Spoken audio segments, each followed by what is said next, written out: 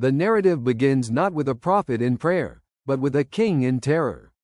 Balak, ruler of Moab, watches a vast Israelite multitude encamp on the plains opposite his territory. He has witnessed their victories over neighboring kingdoms, and fear grips him. His response is not military mobilization alone but a strategic spiritual countermeasure. He sends a delegation of elders, bearing the fees for divination, on a long journey to Pethor, near the Euphrates River. Their mission? To summon Balaam son of Beor, a man renowned for the perceived power of his pronouncements. The offer is explicit. Curse this people, for they are too mighty for me. The text emphasizes the prestige of the delegation and the lucrative nature of the offer, setting the stage for a conflict not of armies, but of allegiance. Balaam's initial response appears correct. He instructs the Moabite officials to lodge for the night, declaring that he will bring back whatever answer the Lord gives him. God's reply that night is unambiguous. You shall not go with them. You shall not curse the people, for they are blessed. The following morning, Balaam relays this divine refusal to Balak's princes. He sends the prestigious delegation away empty-handed. This first interaction establishes a critical tension. Balaam knows the divine will. He has communicated it authoritatively. Yet, the very act of having the delegation stay, of entertaining the proposition overnight, hints at an internal struggle. The refusal is stated, but the door to negotiation has been subtly cracked open by the deliberation itself. The lure of prestige and payment from a powerful king creates a gravitational pull against the clear command of God, setting up the central conflict between obedience and opportunistic ambition. King Balak, however, is undeterred. His ambition to defeat Israel matches Balaam's potential ambition for reward. He sends a second, more distinguished delegation, comprising more numerous and more honorable princes than the first. Their appeal is even more potent, escalating the stakes. Do not let anything hinder you from coming to me, for I will surely do you great honor. Whatever you say to me I will do. Come now, curse this people for me. The offer is no longer a simple fee. It is a blank check for great honor. This time, Balaam's answer shifts. He does not immediately resort to overnight inquiry. He first establishes his own spiritual integrity, stating that even for a house full of silver and gold, he cannot go beyond the command of the Lord.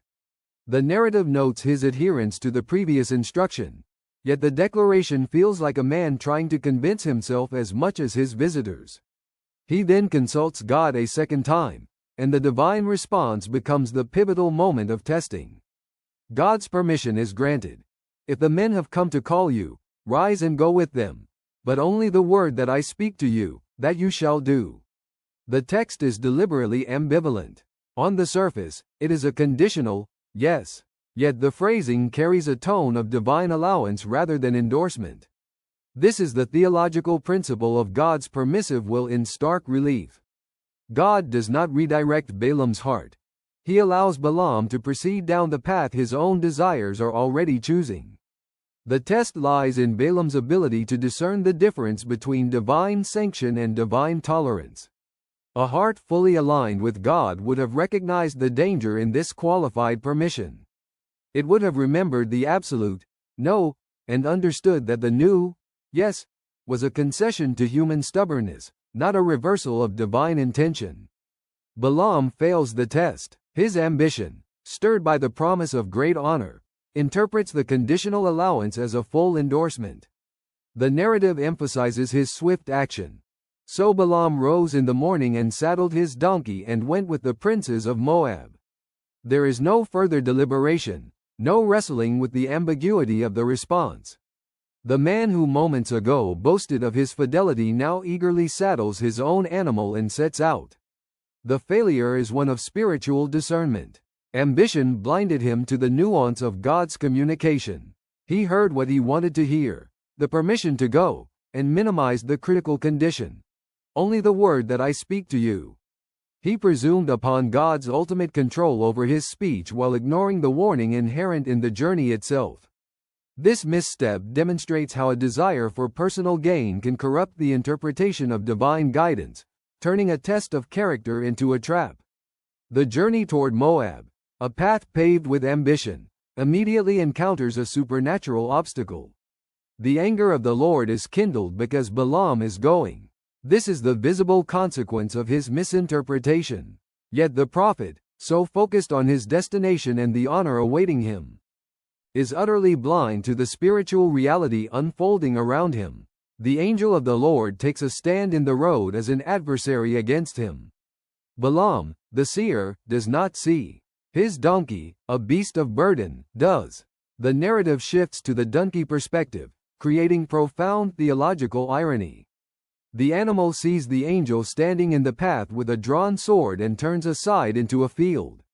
Balaam, seeing only the animal's disobedience, strikes the donkey to turn her back onto the road. The angel then stations himself in a narrow path between two vineyard walls. The donkey, seeing the angel again, presses against the wall, crushing Balaam's foot. Again, he strikes her. The angel moves a third time, to a place so narrow there is no room to turn aside. The donkey, confronted with the divine warrior, simply lies down under Balaam. Enraged, Balaam strikes the animal a third time with his staff. This threefold sequence escalates the tension between spiritual perception and human blindness. The prophet, the one supposedly gifted with spiritual sight, is reduced to brute force, beating the one creature who is actually saving his life. The donkey actions are not random obstinance. They are precise, life-preserving responses to a threat invisible to her master. The text lingers on the frustration and violence of the prophet, highlighting the utter failure of his discernment. He is so consumed by his ambition to reach Balak that he is willing to abuse the faithful animal that has served him for years. The contrast could not be sharper. The prophet is spiritually blind and physically violent, while the donkey is spiritually perceptive and patiently enduring. The moment of revelation arrives not through Balaam's seeking, but through divine intervention. The Lord opens the donkey's mouth, and she speaks, challenging her master's brutality. Immediately following this, the Lord then opens Balaam's eyes, and he sees the angel standing in the way. The sequence is deliberate. First, the animal's rebuke, then the prophet's sight. Humiliation precedes illumination. The angel confirms the donkey testimony. I have come out to oppose you because your way is perverse before me. The donkey saw me and turned aside these 3 times. If she had not turned aside, I would certainly have killed you by now and let her live. The roadblock was not a mere inconvenience, it was a lethal intervention. The prophet's ambition had put him on a collision course with divine judgment, and the faithful service of a lowly animal was the only thing that saved him. The donkey defense is both simple and devastating. She appeals to her history of faithful service. Am I not your donkey, on which you have ridden all your life to this day? Have I ever been in the habit of doing this to you? The questions highlight the absurdity of Balaam's rage. The animal's past reliability underscores that her present behavior is an anomaly driven by dire necessity, not defiance. This is the narrative's supreme irony. An animal, considered unclean and without reason in the ancient Near Eastern worldview, demonstrates greater perception and loyalty than the renowned seer. She sees the divine obstacle. He sees only an impediment to his ambition. The angel's explanation confirms the donkey's role as an unwilling savior. The donkey saw me and turned aside these 3 times. If she had not turned aside, I would certainly have killed you by now and let her live. The creature Balaam was beating was the instrument of his deliverance. This moment shatters the prophet's arrogance. The text records his response, terror and submission. He falls on his face, confessing his sin. I have sinned, for I did not know that you were standing in the road against me. His ambition evaporates in the face of imminent death, replaced by a willingness to turn back. The lesson is starkly clear about the instruments God uses for correction. Divine warning does not always come through prestigious channels or expected revelations. It can come through the most humble, overlooked means: a stubborn animal, a frustrating circumstance, an unwelcome word from a subordinate. The question is not the majesty of the messenger, but the receptivity of the heart to the message. Balaam's journey continues, but his posture is now one of forced obedience. He arrives before the impatient king Balak, who escorts him to a series of high places overlooking the Israelite camp. The king's method is one of ritual and expectation. Build 7 altars, offer a bull and a ram on each, and pronounce the intended curse. Yet each time, the Spirit of God comes upon Balaam, and the intended curses are transformed into unintended blessings. From the high places of Baal, Balaam proclaims, "How can I curse whom God has not cursed?" From the field of Zophim, he declares, "God is not a man, that he should lie." Finally, from the peak of Peor, he delivers a majestic oracle. "I see him, but not now. I behold him, but not near. A star shall come out of Jacob." The power of God's Spirit completely overrules human intention. Balaam, the mercenary prophet, becomes a helpless conduit for divine blessing. The visible consequence is Balak's mounting fury. He claps his hands in anger, accusing Balaam of having been hired to curse his enemies only to bless them repeatedly. Balaam can only reply with powerless resignation, "Must I not take care to speak what the Lord puts in my mouth?" The man who set out to control spiritual forces for profit finds himself utterly controlled by a will greater than his own. His prophecies are true and beautiful, but they emerge from a heart that is not fully aligned with their content. He speaks God's words, but his own ambition has been thwarted. The episode demonstrates that God's purposes will be accomplished even through flawed and reluctant instruments. The integrity of the message is secured not by the purity of the messenger, but by the sovereignty of God. The story's tragic postscript, revealed later in the book of Numbers, connects the donkey incident directly to Balaam's ultimate failure. Though he could not curse Israel directly, he counseled Balak on a more insidious strategy. If Moabite women could entice the Israelite men into immorality and idolatry, God himself would be forced to judge his own people for their sin.